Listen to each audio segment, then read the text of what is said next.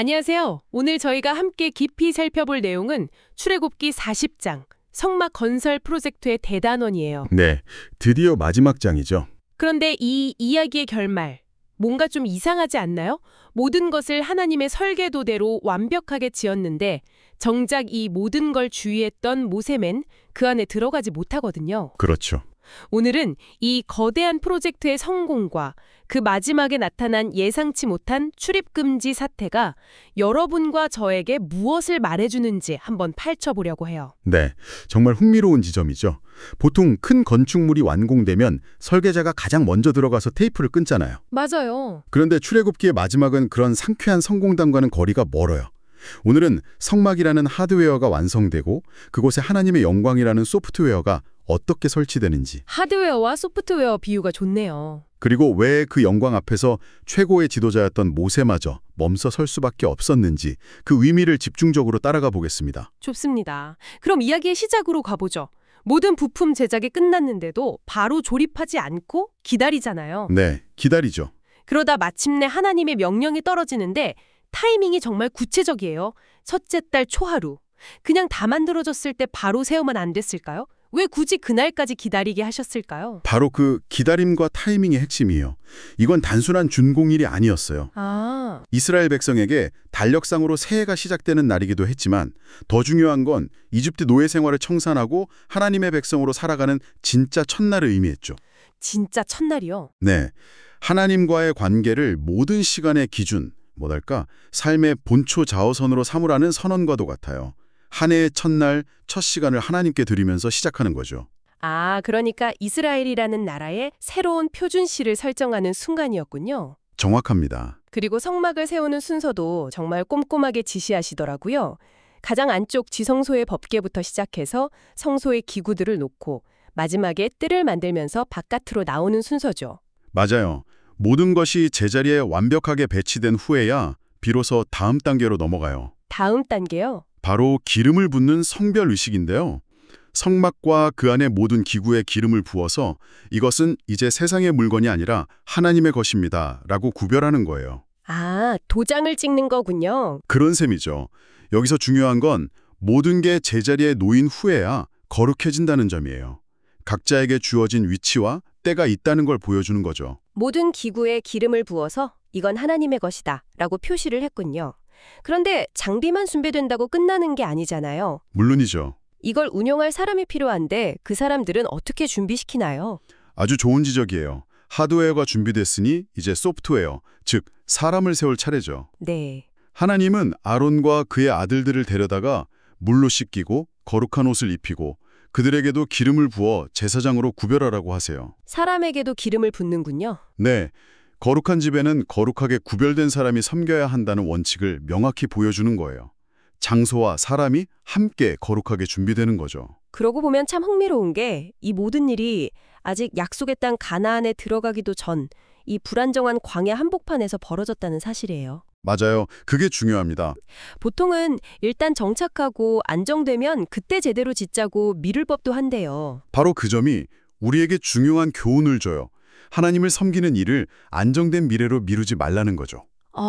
우리의 삶이 광야처럼 불안하고 예측 불가능할 때 바로 그곳에 하나님의 성막, 즉 하나님의 임재가 가장 필요하고 유익하다는 걸 보여줘요. 가장 힘들 때 하나님이 함께 계시겠다는 약속의 표현인 셈이네요. 그렇습니다. 성막 조립 과정을 보면 여호와께서 모세에게 명령하신 대로라는 말이 거의 후렴구처럼 반복돼요. 네, 계속 나오죠. 사실 좀 지루하게 느껴질 정도로 여러 번 나오는데 이게 의도된 장치라고 봐야겠죠. 맞습니다. 문학적으로는 지루할 수 있지만 신학적으로는 이 부분이 출애굽기의 핵심 메시지 중 하나예요. 핵심 메시지요? 무려 7번이나 반복되는데요.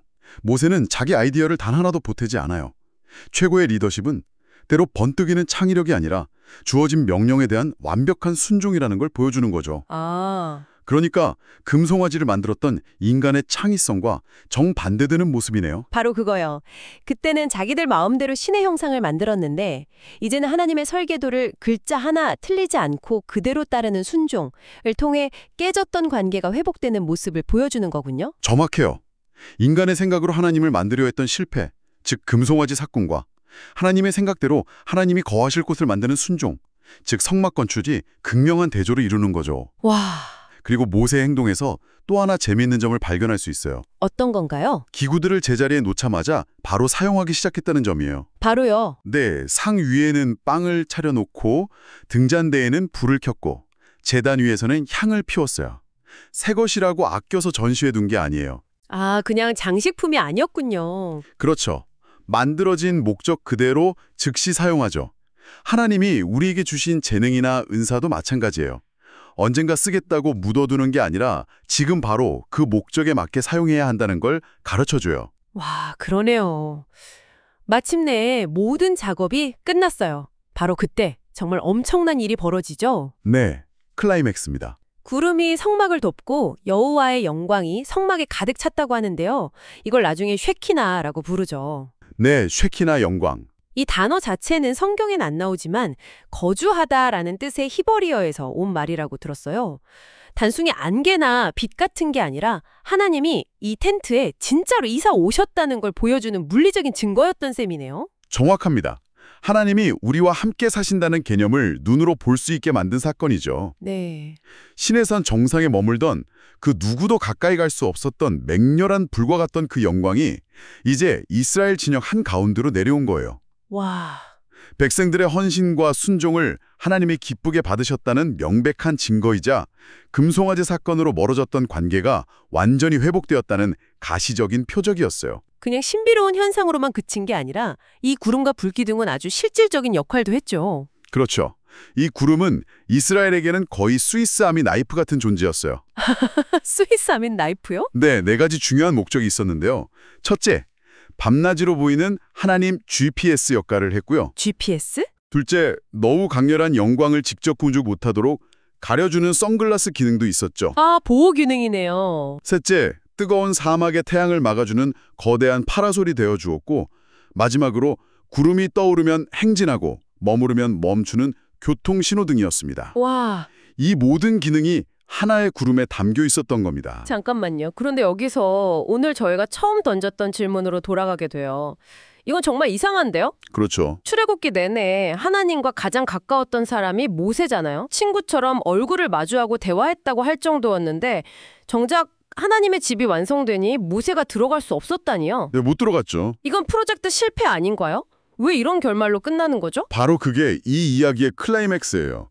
실패가 아니라 오히려 가장 중요한 진실을 보여주는 장면이죠. 중요한 진실이요? 이것은 하나님의 영광과 위엄이 인간의 상상을 얼마나 초월하는지를 극명하게 보여줘요. 인류 역사상 가장 위대하고 하나님과 가까웠던 모세조차도 그 순결하고 압도적인 영광 앞에서는 감히 설 수 없었던 거예요. 아, 거룩하진 하나님과 죄성을 가진 인간 사이의 근본적인 간극을 이보다 더 잘 보여줄 수는 없죠. 모세조차 들어갈 수 없었다면 그럼 우리 같은 보통 사람은 하나님께 나아갈 방법이 아예 없는 건가요? 바로 그 질문 때문에 이 이야기가 우리 주 예수 그리스도께로 연결되는 거예요. 아, 예수님께로요? 모세가 육신의 연약함 때문에 할 수 없었던 그 일을 예수님이 하셨어요. 성경은 예수님 자신이 바로 하나님의 모든 신성이 육체로 거하시는 참된 성막이라고 말해요. 참된 성막? 네.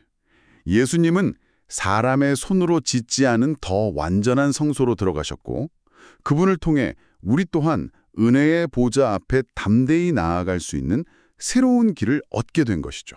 아, 그러니까 모세가 들어가지 못했다는 사실이 오히려 우리를 위해 그 길을 여신 그리스도의 역할이 얼마나 유일하고 특별한지를 더 선명하게 보여주는 장치였군요. 맞습니다. 모세의 실패가 아니라 새로운 길을 예고하는 이정표였네요. 맞아요. 출애굽기의 마지막 장은 인간의 노력으로는 여기까지다라는 한계를 명확히 보여준과 동시에 이제 새로운 차원의 길이 필요하다는 것을 암시하면서 끝나는 거예요. 와. 그래서 어떻게 보면 가장 완벽한 엔딩이라고 할 수 있죠. 오늘은 성막이 완성되고 하나님의 영광이 그곳에 가득 임하는 출애굽기 40장의 장면을 깊이 들여다봤어요. 광야 한가운데 세워진 물리적인 텐트가 어떻게 하나님의 임재로 채워지고 그 엄청난 영광 앞에서 인간의 한계가 어떻게 드러나는지를 보았네요. 네, 이 이야기는 오늘을 사는 우리에게 한 가지 중요한 질문을 남겨요. 어떤 질문이죠? 성경은 이제 우리 몸이 성령이 거하시는 성전이고 믿는 사람들의 공동체가 바로 하나님의 집이라고 말하잖아요. 네, 그렇죠. 그렇다면 한때 광야의 성막을 가득 채웠던 그 하나님의 영광은 오늘날 어떻게 우리 삶과 공동체 안에서 나타날 수 있을까요?